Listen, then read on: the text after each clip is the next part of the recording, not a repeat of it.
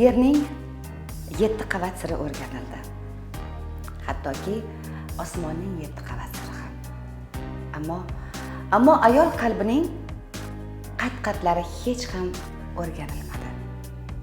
U tilsimligicha qolaverdi. Biz bugun sizga hikoya qilmoqchi bo'lganimiz Buxoro qizi, Navoiy farzandi Noilaxonim Ismoilova bugun chin ko'ngildan Greenleaf'da rahbarlik qilyaptilar, Navoiy viloyati bo'yicha. Dasturimizda xush ko'rdik. Xushvaqt bo'ling opajon. Assalomu alaykum. Va alaykum salom. Noilaxon, ismingizni ma'nosini bilasizmi? Yo'q. Nega? Bilasizmi? Noila degan ism tuhfa, Allohning qilgan marhamati degan ma'nolarni bildirar ekanda. Qarangki, siz Greenleaf'da Allohning marhamatisiz. Chunki sizdan boshlanadi navoiylik ayollarning hayotini o'zgarishi, to'g'rimi? O'zi siz uchun Greenleaf nima va umuman o'zi Greenleaf'da har bir ayolning o'zining hikoyasi bor. Keling, birinchi bo'lib shu hikoyangizdan sekin boshlashangizda, so'ng yana suhbatimizni davom ettirsak, marhamat. Rahmat Muhabbat opa. Aslida o'qituvchiman. Tarix fanlaridan dars berganman. Kasbingiz o'qituvchi aslida. Lekin tadbirkorlik soham bo'yicha ozgina tajribam kamligi uchun anchagina pulda qarzdorlikka kirganligim sababli nima qilaman deb tushkunlikka tushib turgan paytimda, o'sha qarz bergan insonlar eshigimni taqillatib kelgan paytida, farzandlarim qo'rquvda turgan paytida, nima qilaman deb turgan paytimda, alhamdulillah, avvalambor Alloh mana shu korporatsiya menga bir sababchi bo'lib keldi. Allohga behisob shukr, alhamdulillah, hozirgi kunda yakka tartibdagi tadbirkorlik faoliyatimni olib borib, 70 dan ziyod hamkorlarim yakka tartibdagi tadbirkor. Aynan qo'lingizda hozir nechta shogirdingiz bor? Mingdan oshgan. Mingdan oshiq. Bu mamlakat uchun juda ham bir katta gap. Aynan Navoiy uchun esa bu juda bir ulkan hodisa. Chunki shuncha inson bugungi kunda, demak, yakka tartibdagi faoliyatini yurityapti. Shuncha oilaning qozoni qaynayapti degani. Shunaqa juda katta gap. Kvartiran yurgan qizlarimiz hozirgi kunda o'zlarini shaxsiy o'ylariga ega bo'lyapti. Orzulariga erishib, mana ko'plab hamkorlarimizni chet el sayohatlariga yurib borib kelishiga imkoniyat bo'lyapti. Birinchi marta korporatsiyani sayohatini yutib borgan paytimda bir o'zbek ayolini aeroportda o'sha faoliyat olib borganida ko'ziga yosh bilan O'zbekistonga ketyapsizmi deb so'raganda, ketyapmiz, yuring olib ketamiz degan paytimizda qaniydi, ozgina karantin bo'lib, 3 yildan bozin o'zimni ishimni topolmay qiynalganman, farzandlarimni ko'rmaganimga 3 yil bo'ldi deb ko'zlaridan yosh chiqqanini ko'rib, o'sha paytda Allohim musofirni duosini ijobat qilaman degansan, bugun sendan so'rayman, hech qachon o'zbek ayollari chet elga ishlash uchun emas, dam olish imkoniyatiga ega bo'lishni bir sababchisi qilib qo'y deb Allohdan so'raganman. Alhamdulillah, hozir qancha ayollarimiz chet el sayohatlariga bor. Greenleaf haqida bir hikoya o'qiganim bor edi. Emishki, bir mashhur oila Hindistonga dam olgani boradi. Kelishib olishadi. Bo'ldi, bugundan boshlab hamma telefonini o'chirib, sumkaga tashlab qo'yamiz. Dam olishga kelganmiz. Xo'p bo'ladi deyshadi. Lekin tarmoq marketingidagi o'sha mashhur inson telefonini sekingina hamma uxlagan paytida sekin kovlab ishlarkanda o'sha yerni o'zidan 40 ta odamni hamkor qilar ekan. Shunga buvisi qarab turib aytar ekan, sen baribir o'zingni aytganingni qilding-a, desa, buvijon, bizda tarmoq marketingida hech qachon dam olinmaydi degan ekan.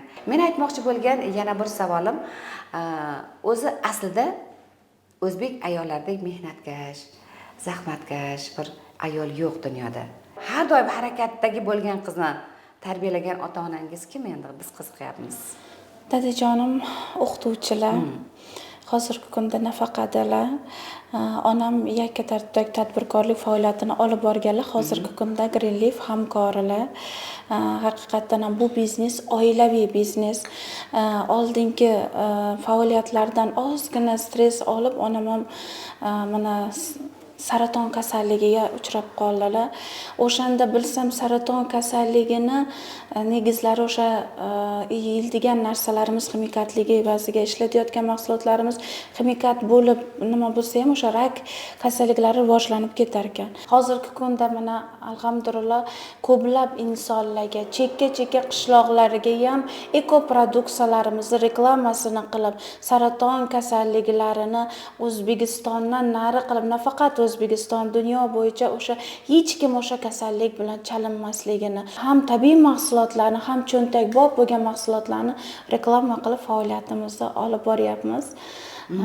Otamni ham mana shu biznesga kelishimga sabab bir kuni bir treningni eshitsam, qo'lingni qayoqqa cho'zsang yetadi, agar xohlasang mana aytgan praktikani qilsang deganda, o'sha ota-onang oldida qachonlardir seni oyoqlaringdan o'pgan insonni borib tiz cho'kib, ota-onangdan san ularning orzusini so'ra deganda, o'sha narsani so'raganimda dadam bilan onamdan, onajonim aytganlar, "Sanlarni baxtingni ko'rsam bo'ldi" deb dadamdan so'rasam, dadam ham shu narsani aytganlar, "Ayting dada, siz bugun meni o'qitdingiz, oliy ma'lumotli qildingiz, nimani xohlaysiz dada?" desam, "Men ham xohlayman inomarkalar minishni" deb aytganlar.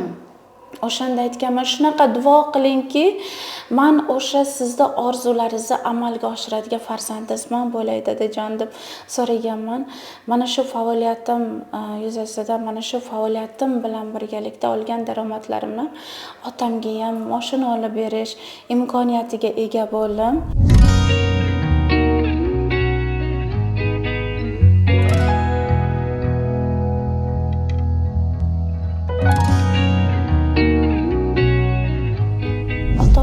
Men inni tushunyapman.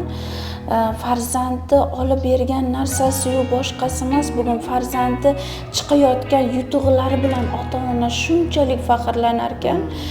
Hattoki mana shu masjidlarimizga ham, xalqimizga yordam sifatida chekka dadam yashagan o'sha qishloqlarida masjidga yordam qilishimiz uchun dadam faxr bilan olib borganlar. Farzandim bilan birgalikda qilaylik shu nimani deb o'sha yerda bilganman dadamni shunchalik bizani yutuqlarimizdan bugun faxrlanayotganliklarini. Bugungi kunda mana zrinalari tushib, ko'zlari ko'rmay qolgan hozir. Lekin o'sha mashina o'zlari haydolmaydilar, lekin baribir faxr dadamga. 10 o'g'ilga alishmasman qizlarimni deydi. Haqiqatdan ham 10 ta o'g'ilni yig'ib kuchini, mehrini, muhabbatini sizga bergan ilohim rost bo'lsin. Endi Navoiy xalqi o'zi yangilikka bir qiziquvchan xalqda, o'zini tez o'zgartirishga bir o'zida kuch topadigan xalqda. Qanday qabul qilishdi? Birinchi takliflarda qiynalmadingizmi? To'g'ri, boshida yangiliklarga odam zot shubha bilan qaraydi, lekin mahsulotlarimiz joyida natija berganligi tufayli insonlarda ehtiyoj juda ham ko'p hozirgi kunda. Hozir shunchalik ekoproduksiyalarni reklama qilib faoliyat olib boradigan do'kondorlarimiz soni ham ko'payib ketdi. Xalqqa bo'lgan talab kuchliligini evaziga. O'zingizni nechta do'koningiz bor? 100 dan ziyod. Nafaqat Navoiyda, butun 12 ta viloyatimizda. 12 ta viloyat bo'yicha sizning do'konlaringiz bor.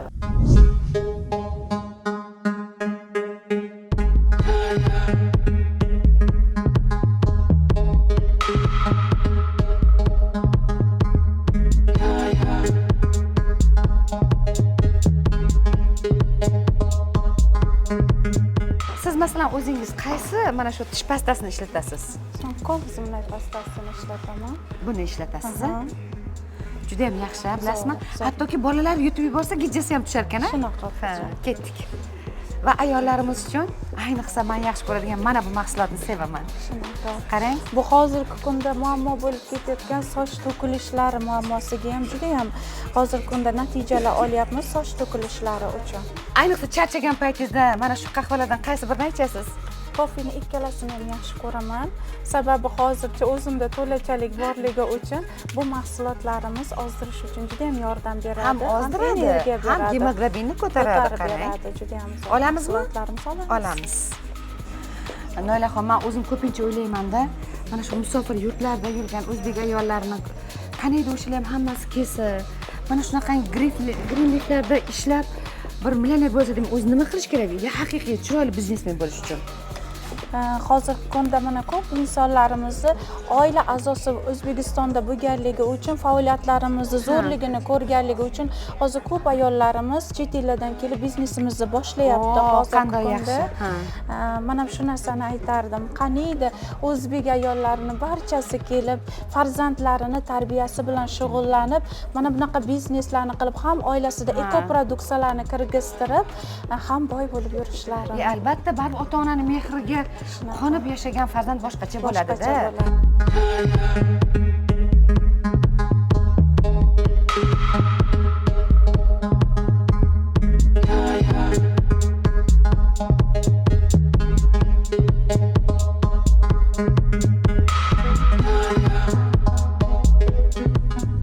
Har bir ayolni ortda turgan bitta hazrati erkagimiz bor. Masalan, ular hamisha bu narsaga yomon qarashadi-da, bilasizmi? Eng bizni kuchimizni o'ldiradigan ham shular, bo'ldiradigan ham shularda. Qanaqa qaradilar kuyov? Ular ham harbiy bo'lganliklari uchun, davlat xodimi bo'lganliklari uchun qonuniy tarafini bilishlarini xohlab, boshida qarshilik bo'lib, qonuniy taraflarini o'rganganlaridan keyin o'zlari ham qo'llab, hozirgi kunda direktor statusida chet el sayohatlariga oilaviy chiqamiz. Birgalikda faoliyat olib boryapmiz hozirgi kunda. Demak, o'sha gap rost. Greenleaf bu oilaviy biznes.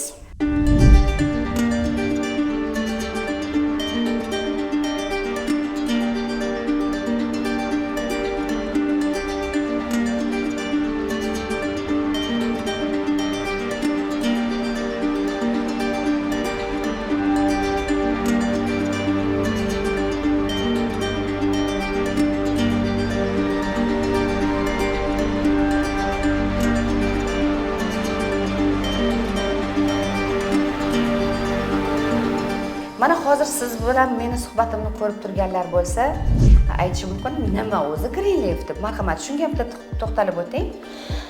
Bitta narsa bilan ayta olaman, Greenleaf korporatsiyasi orzularni ushaltiradigan korporatsiya deyman.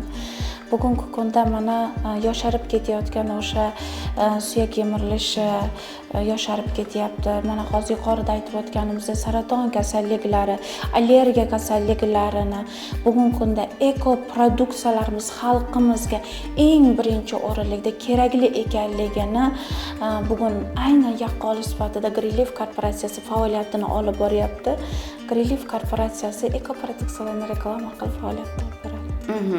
Asosiy missiyasi xalqqa yordam qilish. Bugungi kunda mana o'zbek ayollarimiz, bugungi kunda mana prezidentimiz ham yakka tartibdagi tadbirkor faoliyatini olib borish uchun tadbirkorlarimizni qo'llab, faoliyatlarini mana qo'llab turibdilar. Hozirgi kunda korporatsiyamizning asosiy missiyasi xalqimizga yordam qilib, qashshoqlikni kamaytirish. Hattoki mamlakatimiz rahbarining ham shunday bir gaplari bor. 2 dan ortiq yoki 3 dan ortiq ayolni ish bilan ta'minlab, ularga ish beradigan har bir inson men uchun tadbirkor va men uni ortida turibman degan bir gaplari ham bor. Menimcha bu juda bir sizlarga katta motivatsiya beradi o'zi. O'zingizda hech bir ikkilanish bo'lmaganmi? Chunki bu sohada hozir qancha chuqurlashib borganim sayin men shu narsani bilyapman. Agar bitta joyda ikkilansangiz, o'sha joyda sinasizda. Shunaqa. Bo'lganmi shunaqalar? Mana shu tadbirkorlik sohasiga kirib kelgan paytimda o'z ustimda ishlashda boshladim. O'sha yerda Ixtiyor Do'stmetovda treningida eshitganman. Agar sen shaxs sifatida shakllanmasang, sen biznes boshlama degan narsani eshitganman. Demak, o'zi tadbirkorlik sohasini o'zi tavakkalchilik. Biznesga kirib kelgan paytimda mana shu faoliyatni boshida turgan inson ustozim Dilbarxonim Usmonova bo'lganliklari uchun biznesda hech ham shubha bilan qilmaganman. Boshida endi mana karantin faoliyatida kirib kelganligi uchun karantin paytida mahsulotlarimiz, tovarlarimiz kelishi ozgina qisqarganligi uchun ozgina o'sha paytda mabodo kelmay qolsa-chi degan narsa bo'lib qolgan. O'sha yerda ustozim bo'ladi, Noila, ishoning. Chunki bizning mahsulot xalqqa ehtiyojiga kerak ekanmi, demak bizga talab bo'ladimi, O'zbekistonimiz do'konlarimizga kirib keladi tovarimiz deganlar uchun bo'la o'sha kuni shubhani yig'ishtirganman. Sababi bugun mendan chiqayotgan energiya mana atrofimdagilarga ta'sir ko'rsatadi. O'sha narsa valna menga qaytib keladi, 2 barobar shubha bilan keladi. O'sha kunni o'zidan men shubha gumonni yig'ishtirib qo'yganman. Shu shubha bilan qaraganlarga nima deya olasiz? Alloh hammamizga 24 soatni beryapti inom qilib.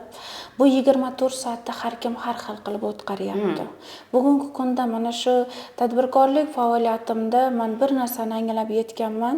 Bugun vaqt pul turishini, qimmatbaho ekanligini anglaganligim uchun bugun vaqtlaringizni behuda o'tkarmanglar. Qilayotgan ishingizga shubha bilan qaramang. Avvalambor boshlashdan oldin o'rganib ko'rish kerak. Keyin bo'ldi boshlanimi shubha gumonni yig'ishtirib orqaga emas, faqat oldinga qarab harakat qilishimiz kerak deyman. O'zingiz ham bilasiz, 10 asos kitobimiz bor. Mana shu 10 asos kitobida berilgan barcha asoslarga qarab biz faoliyat yuritamiz. Lekin shunday bir qoidasi borki, u yerda 12 ta bor, Endi 12 ta punkt bor va 12 + 1 u bizni o'zimiz yaratadigan qonunimiz. Qanaqa qonun o'zingizcha yaratgansiz? Doimiylikda ushlash. Doimiylikda. Chunki har safar men nimadan motivatsiya olaman? Bugungi kunda o'sha qiyinchilik davrimni hech qachon esimdan chiqarmayman. O'sha davrdan chiqdimmi? Demak, o'shanaqa insonlar soni hali bor. Bugun men o'sha bitta taklifga muhtoj bo'lib turgan paytim imkoniyat bo'lib kirib kelgan biznes kimlarnidir uchun ham imkoniyat hozir kunda. Shu uchun ham orqamizdan ergashgan har bir hamkorimizga, yakka tartibdagi tadbirkorlarimizga doimiy biza motivatsiyamiz bilan, ularga berayotgan strategiya g'oyalarimiz bilan ularni harakatga keltirishimiz kerak. Shu uchun doimiylikda ushlayman. Yana bir shunday gap borki, agarda siz nonvoyxona ochmoqchi bo'lsangiz, eng avvalo non yopishni o'rganing. Haqiqatan ham mana bugun tadbirkorlik faoliyatini olib borib, bugun eplolmaydigan insonlar bugun tadbirkorlik faoliyati aybdor emas. Bugun keling, magazin ochib, do'kondor ochib, masalan, eshigingizni qulflab ketsangiz agar, eshik ostidan pul hech kim qo'yib ketmaydi o'sha yerda. Demak, bugun biz biznes uchun vaqt ajratar ekanmiz, doimiylikda ushlar ekanmiz, biz doim yuksalaveramiz. O'sha biznesimizda oldimizga qo'ygan daromadimizni yana ham daromadni rivojlantirish uchun hissa qo'shamiz. Bugungi kunda keling, o'sha faoliyatini olib bora olmaydigan insonlar bugun miyangizda cho'ntagingizga deya olaman. Bugun o'sha o'qib o'rganmas ekan biza hech qachon rivojlanishda bo'lmaymiz. Bugun miyamizda nima bor? Pul yo'q degan narsa bormi? Bugun o'sha narsa cho'ntagimizda bo'ladi. Pul bor desangiz, pul bor bo'ladi albatta. Demak, bizni ongimizga ko'p narsa bog'liq ekan. Aytaylik, sizni chet elga borgan chog'ingizda til bilmaysiz, lekin shuni o'zingizga hamkor qilib olgingiz kelyapti. Nima deb o'ylaysiz? Tadbirkor nechta tilni bilish kerak? To'g'ri, bu narsa menda bo'lgan. Mana shu faoliyatim menga juda ham asqotgani, yana rivojlanishing kerak, til o'rganishing kerak degan mana maqsadlarimni yana ham ochishimga sabab bo'lgan. Mana chet ellarda borganda ko'plab investorlar bilan dam olish imkoniyatlari bo'lgan paytida o'sha insonlarga yana ham agar imkoniyatni tushuntirsak, boshqa davlatlarda ham faoliyat olib borish imkoniyatiga ega bo'lishimizni anglab, hozir kunda o'z ustimda ishlayapman, tillarni o'rganishda.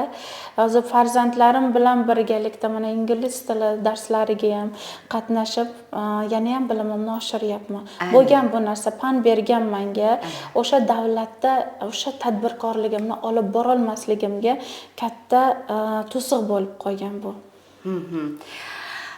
Boshqa bir bizneslarni boshlagan chog'da inson ma'lum bir sarmoyani sarflaydi-da. Lekin Greenleafda vaqt investitsiya qilinadi-da.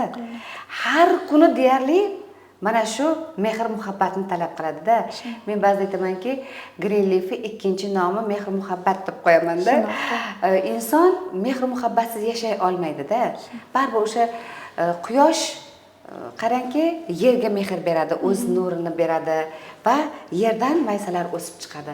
Greenleafda ham xuddi shunaqa. Siz mehringizni berasiz, u sizga yana chiroyli muhabbat qaytaradi-da. Va aynan o'zi mana shu Greenleafda ma'lum bir statuslarga chiqish uchun, siz o'zingiz ko'zlagan maqsadga yetish uchun, o'zingiz ham bilasiz, shunchaki orzulardan yuqorilab ketish uchun insonda o'zi nima bo'lishi kerak? Insonda orzusiga erishish uchun yoqilg'i bo'lishi kerak deyman. Mana shu Allohga behisob shukr, bu ham prezidentimizni yordamlari bilan, harbiylarga bo'lgan e'tiborlari bilan bizga ham xonadon berildi bizga. O'sha narsa xonadonni uylik bo'lganligimni o'zi bir baxt bo'lgan. Oldinroq o'sha viloyatlarda yurganimda kvartirantlikdan juda ham ko'p aziyat chekkanligim, charchaganligim, harbiylik nima sohasi oson emas deganda aytardim, harbiyda bilmadim, harbiyda oilasi ko'proq qiyin. U viloyatdan bu viloyatga ko'chib borganda o'zbekda ko'chi ko'p bo'lganda kambag'al bo'lsang ko'chib ko'r. Ko'chini tayyorlagancha haftalab vaqtimiz o'tib ketgan. O'sha paytda shunchalik orzuyim bo'lgan, meni ham uyim bo'lsa, hovlim bo'lsa degan narsalarni orzu qilganman. Mana shu narsa menga nima deydi, benzin bo'lgan. Harakatga yoqilg'i bo'lgan, harakatga keltiruvchi kuch bo'lgan. Shuning uchun aytaman, har bir inson o'sha yoqilg'isini topsa agar har bitta orzusiga yetadi. O'sha ko'zlagan pog'onasiga yetadi.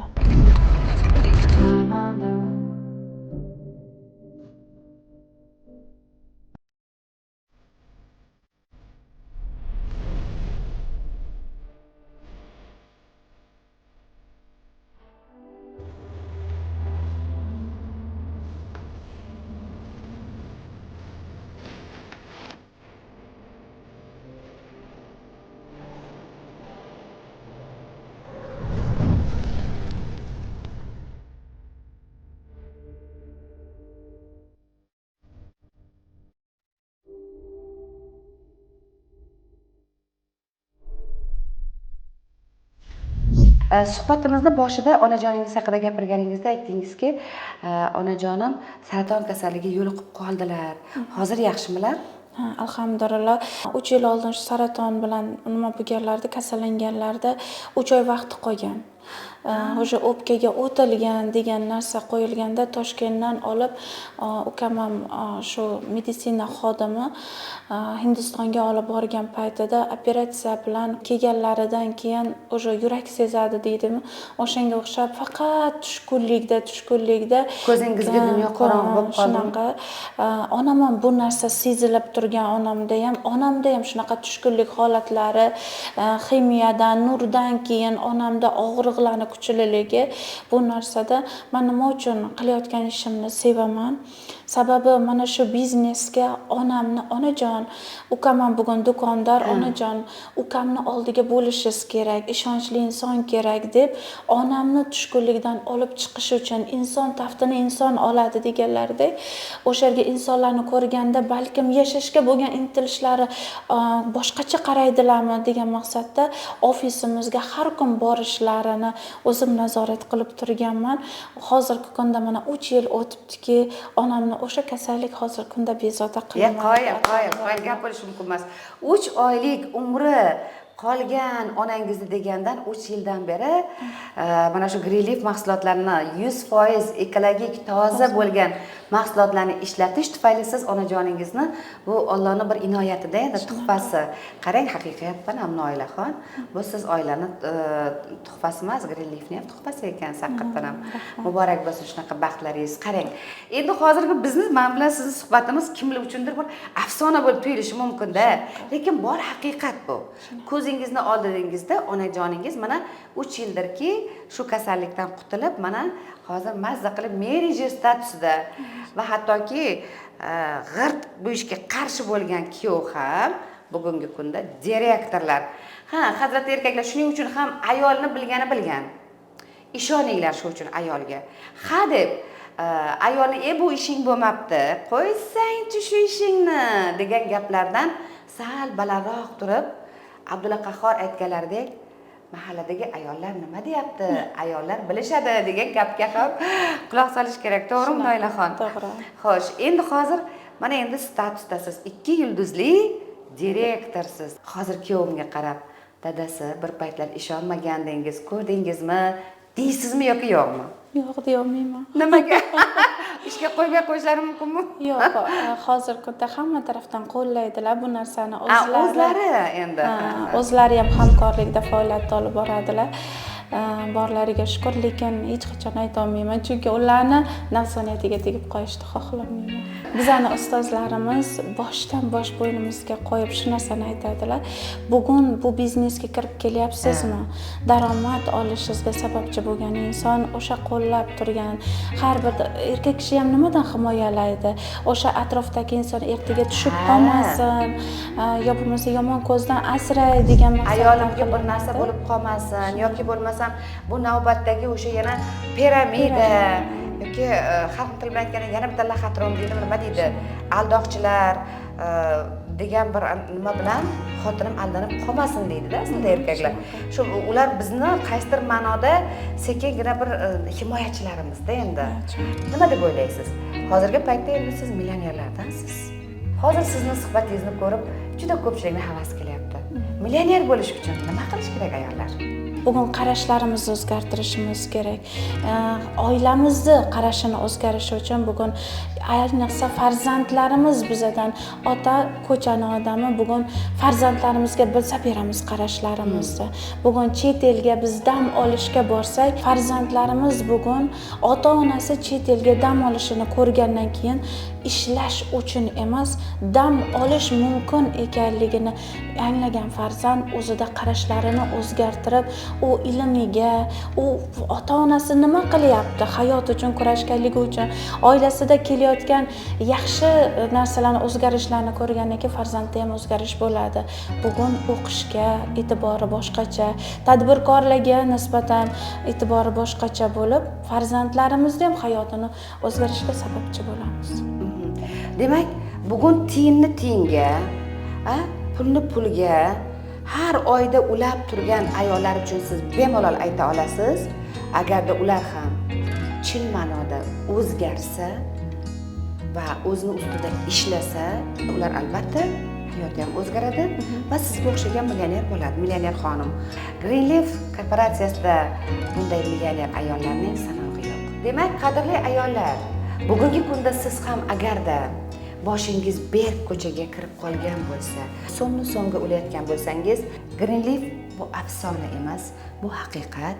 Marhamat, keling, ishlang, harakat qiling, o'zgaring, eng muhimi, o'zingizga bo'lgan ishonchni, motivatsiyani, kuchni his qilganingizdan keyin dunyo sizniki bo'ladi.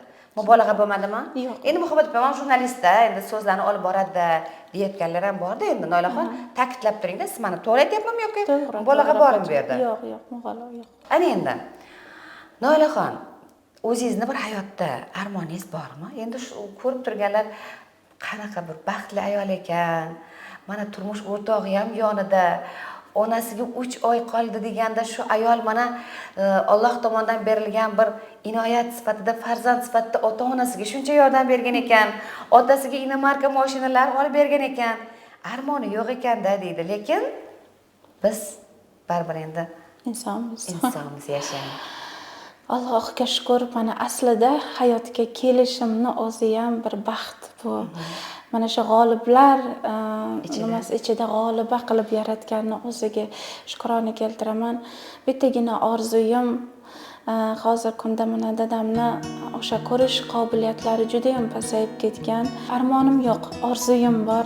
Dadajonimni shu yorug' dunyoni ko'rishlari, bugun bizani yutuqlarimizni o'z ko'zlari bilan ko'rishlarini orzu qilaman. Armonim yo'q. Hech qanaqa armoningiz yo'q.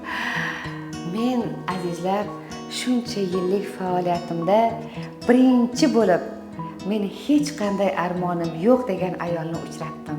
Noilaxon, kibringizni yengib turish uchun xohlaysizmi yo'q, baribir ozgina bir insonda pul kirgandan keyincha xafa bo'lmang, baribir bo'ladi-da. Bo'ladi. O'sha kibrni yengish uchun nima qilasiz? Mana shu faoliyat davomida inson tajriba bilan rivojlanib boradi muhabbati bilan. mana shu hayot tajribalarimdan kibrga berilib sinib nolga tushgan insonlarni ko'p ko'rganman. Men o'sha paytda aytganman, bugun oila Alloh senga behudadan behuda ko'rsatmadi bu insonlarni. Demak, sen agar kibrga berilsang, seni kelajak shunaqa kutyapti deb ko'proq nafsim bilan ko'proq gaplashaman. Shu narsa kibrimni sindirib turadi. Shundan. Azizlar, hayot shunday. Siz orzularingizni dunyosida shunchaki xayolot dengizida qolib ketmasligingiz uchun o'sha dengizni boradigan, taqaladigan joyi, maqsad borligini hech qachon unutmang. Bugun mana shunday orzulari ro'yobga chiqib, maqsadlari yo'lida aniq borgan va bugun o'zbek millioner xonimiga aylangan 2 yulduzli direktor statusidagi Noilaxonim Ismoilova haqida hikoya qildik. O'ylaymizki, hikoyamiz sizga juda ham yoqdi. Demak, biz aytganimizdek, Greenleaf'da bu kabi millioner ayollarimiz, direktor ayollarimiz, yulduzli direktor statusidagi ayollarimiz juda ham ko'p. Hikoya qilishda davom etamiz. Xayrlashib olishingiz mumkin bo'ladi. Rahmat. Bugun meni kuzatib turgan hamkorlarimga, hamkor bo'lmagan yurtdoshlarimga ham bir narsani aytaman. Hayot o'zgartirish o'zingizning qo'lingizda. Yaxshi kunlarga ko'rishguncha sog' bo'ling.